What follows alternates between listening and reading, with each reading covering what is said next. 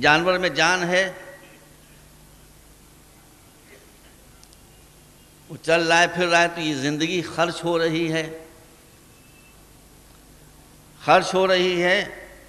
آپ چولہے میں کوئلہ ڈالیں یا لکڑی رکھیں اور اس میں آگ لگائیں تو وہ لکڑی کم ہونا شروع ہوگی، کوئلے جلنا شروع ہوں گے، ہے نا؟ تو اگر آپ آگ کو برقرار رکھنا چاہتے ہیں تو جتنے کوئلے کم ہوتے ہی کوئلے پھر ڈال دیجئے، جتنی لکڑیاں جل رہی ہیں اتنی لکڑیاں اور ڈال دیجئے، تبھی تو آگ برقرار ہے، ورنہ آگ ختم ہو جائے گی، بجھ جائے گی۔ تو زندگی کا ایندھن ختم ہوتا رہتا ہے، اس کو مسلسل سپلائی کی ضرورت ہے، اس کو مسلسل سپلائی کی ضرورت ہے۔ اب جانور میں عقل تو ہے نہیں، تو اگر جانور کو بھوک نہ لگے تو وہ کھانا کیوں کھائے گا؟ غور کیجیے گا کیسا کمپلیکیٹڈ اور سافسٹیکیٹڈ نظام ہے کہ جانور کو اگر بھوک نہ لگے تو وہ چارہ کیوں کھائے گا؟ اس لیے بھوک اس کو چارہ کھانے کے لیے مجبور کرتی ہے، اور بھوک اگر اس کو چارہ کھانے کے لیے مجبور کرے اور چارہ نہ ہو تو وہ کھائے کیا؟ اس لیے اگر جانور کو بھوک نہ لگے تو حکمت الہی پر زر پڑ جائے، اور اگر چارہ موجود نہ ہو تو رزاقیت مجروح ہو جائے، لہذا بھوک بھی لگے گی اور چارہ بھی موجود ہوگا۔ اب چارہ ہر طرح کا ہوتا ہے، ایک جانور کے لیے کوئی چارہ زندگی بخش ہے، کوئی گھاس زہریلی ہے کہ وہ کھا کے مر سکتا ہے، اس کو عقل اس کے پاس ہے نہیں۔ آپ ذرا غور کیجئے، تو جانور کو بھی اللہ نے بغیر ہادی کے نہیں چھوڑا، توجہ رکھیے گا آج کی مجلس سے، جانور کو بھی اللہ نے بغیر رہنما کے نہیں چھوڑا۔ اس کی رہنما کیا ہے؟ جبلت، انسٹنکٹس جس کو انگریزی میں کہتے ہیں۔ سب سے زیادہ احمق جانور گدھا کہا جاتا ہے، گدھا، مگر گدھا بھی احمق ہونے کے باوجود اگر آپ اس کے سامنے ایسی شے لے آئیں جو اس کے لیے مضر ہو، نقصان دہ ہو، اور اس کے سامنے رکھ کر کہیں کہ کھا، وہ نہیں کھائے گا۔ آپ کہیں بسم اللہ، وہ نہیں کھائے گا۔ سرکار نوش فرمائیے، وہ نہیں کھائے گا۔ اب میں اپنے ڈنڈے مارنا شروع کیے، کھا، وہ ڈنڈے کھاتا رہے گا، وہ چیز نہیں کھائے گا، وہ ڈنڈے کھاتا رہے گا، وہ چیز نہیں کھائے گا، اس لیے کہ اس کا جو ہادی اللہ نے بنایا ہے وہ اس کی باغ روکے ہوئے کہ یہ کھانا نہیں ورنہ مر جائے گا، تو وہ ڈنڈے کھاتا رہے گا۔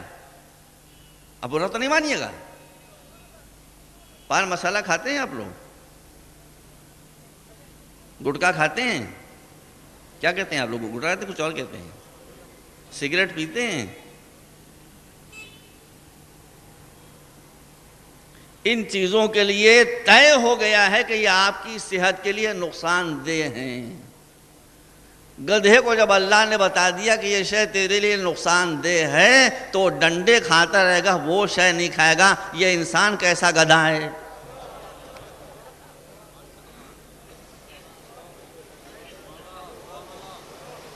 کہ معلوم ہے کہ بھائی ہم یہ چیزیں کھائیں گے تو بلڈ پریشر ہوگا، کینسر ہوگا، یہ ہوگا، وہ ہوگا، وہ سب گوارا ہے، لیکن تمباکو چھوٹ جائے یہ گوارا نہیں ہے۔ اب مجھے نہیں پتا آپ لوگ کیا کہتے ہیں، پان مسالہ چھوٹ جائے یہ گوارا نہیں ہے، سگریٹ چھوٹ جائے یہ گوارا نہیں ہے۔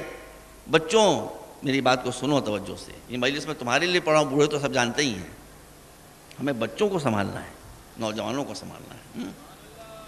تو آپ دیکھیے جانور میں ایک ہادی موجود ہے، ایک گائیڈ موجود ہے جس کا نام ہے جبلت۔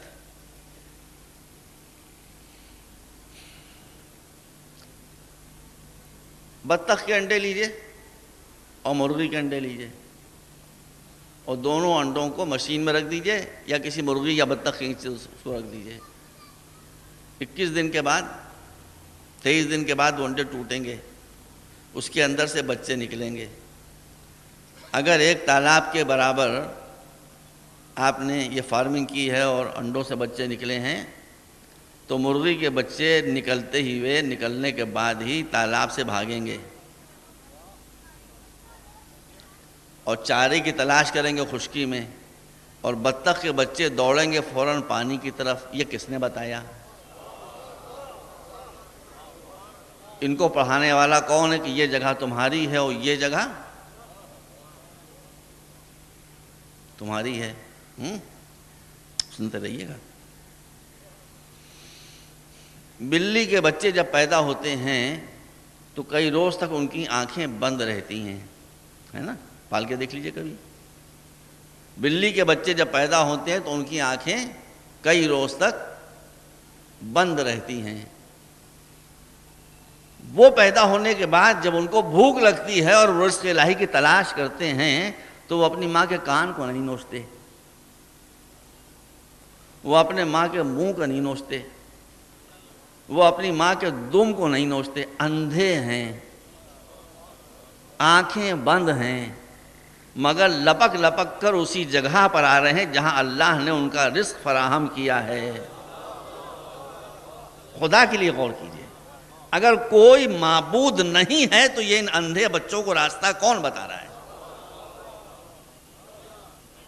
کون بتا رہا ہے ان کو؟ چلیے بلی کا ذکر ہو جائے، ان اندھے بچوں کو راستہ کون بتا رہا ہے؟ اور تجربہ کر کے آپ دیکھ لیں، روز کا آپ کا مشاہدہ ہے کہ دنیا میں کوئی جانور نہیں ہے جو اپنے بچوں کے لیے تاریک سے تاریک اور دور سے دور ایک کونا تلاش کرے، صرف بلی ہے کہ جب بچے دینے کا وقت آتا ہے تو یہ کسی گھر کے دور افتادہ تاریک ترین کسی گوشے میں جا کر بچے دیتی ہے، اور وہ بچے وہاں رہنے نہیں دیتی۔ ہاتھی یہ نہیں کرتا، گھوڑا یہ نہیں کرتا، گدھا یہ نہیں کرتا، صرف بلی کرتی ہے۔ دوسرے دن وہاں سے اٹھا کے کسی اور جگہ لے جا کے منہ کے اندر لٹکائے لیے ہوئے جا رہی ہو، جا کے وہاں رکھ رہی ہے بچوں کو۔ تیسرے 7 جگہ مشہور ہیں بلی کے وقت۔ یہ کیوں کرتی ہے؟ یہ کیوں کرتی ہے بھائی؟ ابھی ہاتھی یہ نہیں کرتا، گھوڑا نہیں کرتا، گدھا یہ نہیں کرتا، مرغا یہ نہیں کرتا، کوئی جانور یہ نہیں کرتا جو بلی کرتی۔ کیوں؟ اس لیے کہ بلی کے جانوروں کے ساتھ وہ ہوتا ہے جو کسی کے بچوں کے ساتھ نہیں ہوتا۔ وہ کیا عجب مصیبت ہے؟ وہ مصیبت یہ ہے کہ بلاؤ اس تلاش میں رہتا ہے کہ بلی کے بچے کہاں ہیں۔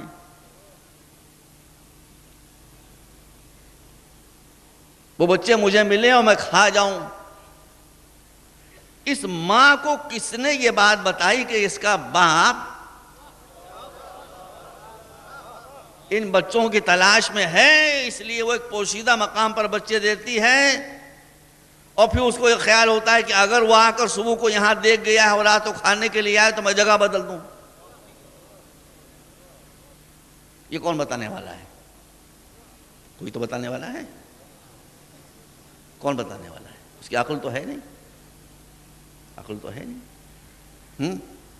مرغی کے بچے کو لے لیجئے، چوزا اتنا سا، اس مرغی کے آپ کبھی آزما لیجئے کہ اس مرغی کے بچے کے پہلو سے اگر لمبا تڑنگا ہاتھی گزرے گا تو اس کے دانہ چگنے میں کوئی فرق نہیں آئے گا، کوئی فرق نہیں آئے گا۔ اتنا بڑا ہاتھی گزر رہا ہے، اس سے لاکھوں گنا بڑا، وہ اتنا دانہ چگتا رہے گا۔ اور ہاتھی کے گزرنے کے بعد آسمان میں چیل اڑے گی اور اس کا سایہ زمین پر پڑے گا تو یہ بچہ چیخ کر ماں کے پروں میں جا کر چھپ جائے گا۔ یہ کس نے بتایا اس کو کہ ہاتھی سے خطرہ نہیں ہے، چیل سے خطرہ ہے؟ ارے میں کتنی مثالیں آپ کے سامنے پیش کروں، کتنی مثالیں پیش کروں؟ بچوں بتاؤ بیٹا، کتنی مثالیں تمہارے سامنے پیش کروں؟ یہ کون بتانے والا ہے؟ کون سا مکتب ہے؟ کون سا اسکول ہے؟ کون سا مدرسہ ہے کہ جہاں وہ بلی کے بچوں کو جان دے رہا ہے تو جان بچانے کے طریقے بھی بتا رہا ہے، دوست و دشمن کی پہچان ہی بتا رہا ہے؟ اور کیا آپ نے؟ تو اب جانور میں جان ہوتی ہے اور جان کے ساتھ ایک شے اور کیا ہوتی ہے، توجہ رکھیے گا، جانور میں ایک چیز ہوتی ہے، 3 چیزیں نہیں ہوتی ہیں۔ آج کی مجلس میں فقط میں یہ بتاؤں گا کہ اس میں ایک چیز کیا ہوتی ہے، اور کل اس کے بعد بتاؤں گا 3 چیزیں کیا نہیں ہوتی ہیں۔ ایک شے جو جانور میں پائی جاتی ہے وہ ہیں جذبات۔ جانور میں جذبات پائے جاتے ہیں۔ اتنا سا بتا دوں، جو 3 چیزیں نہیں پائی جاتی ہیں وہ کیا ہے؟ عقل نہیں پائی جاتی، علم نہیں پایا جاتا، روح نہیں پائی جاتی۔ یہ کس میں پائی جاتی ہیں؟ صرف انسان میں۔ عقل، علم، روح، اسپرٹ، سول، آتما۔ جانور میں فقط جذبات پائے جاتے ہیں۔ ثبوت آپ کو چاہیے؟ ثبوت لیجیے۔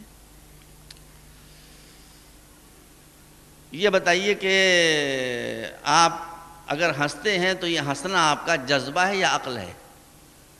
جذبہ ہے نا۔ اور اگر آپ کو غصہ آ جائے تو یہ کیا ہے؟ یہ بھی جذبہ ہے۔ آپ ایک کتے کو ڈھیلا ماریے، ایک کتے کو ڈھیلا ماریے، وہاں پر غرائے گا۔ یہ غرانا کاہے کی علامت ہے؟ غصے کی۔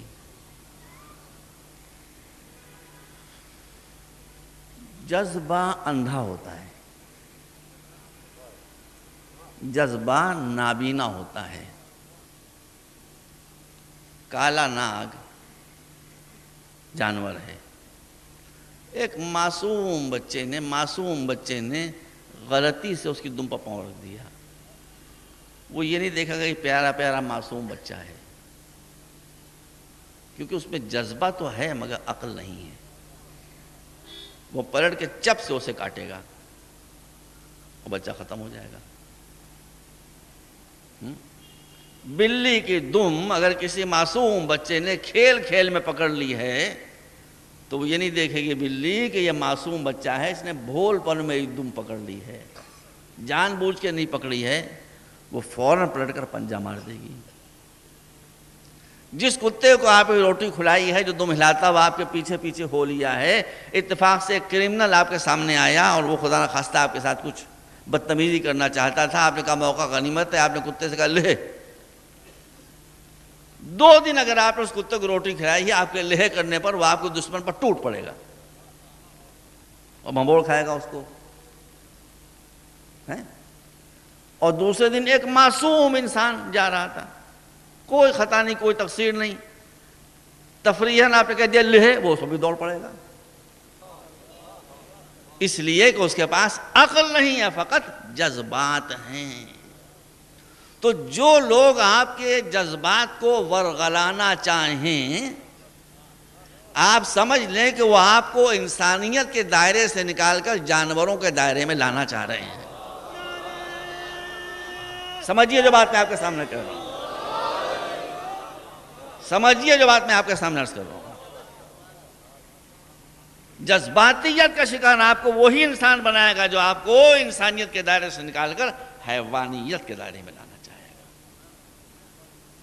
جو آپ کو جذباتی طور پر اتنا چارج کر دے گا کہ آپ یہ دیکھیں گے نہیں کہ جس پر میں گولی چلا رہا ہوں یہ خطا وار ہے یا بے خطا ہے۔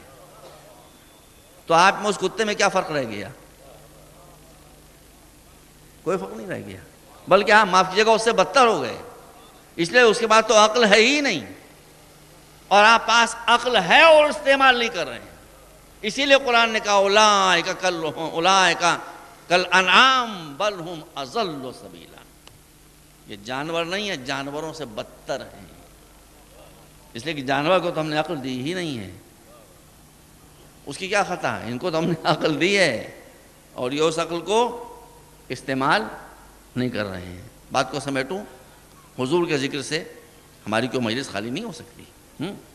بات دیکھ لیجئے، میں آپ کے سامنے تمام شیعہ اور سنی بھائی، اللہ سب کو سلامت رکھے، یہاں تشریف فرما ہیں، سب محمد رسول اللہ کہہ رہے ہیں۔ میں سب سے ایک سوال کرنا چاہتا ہوں کہ حضور آپ جائیے اپنی اپنی مذہب میں مسلک میں جو آپ کا مسلک ہے سب سے اچھا مسلک وہی ہے، اپنی کتابوں کو پڑھیے اور مجھے ایک واقعہ حضور کی 23 برس کی تبلیغی زندگی میں دکھا دیجئے کہ جہاں رسول کا کوئی اقدام جذبات کے تحت ہو،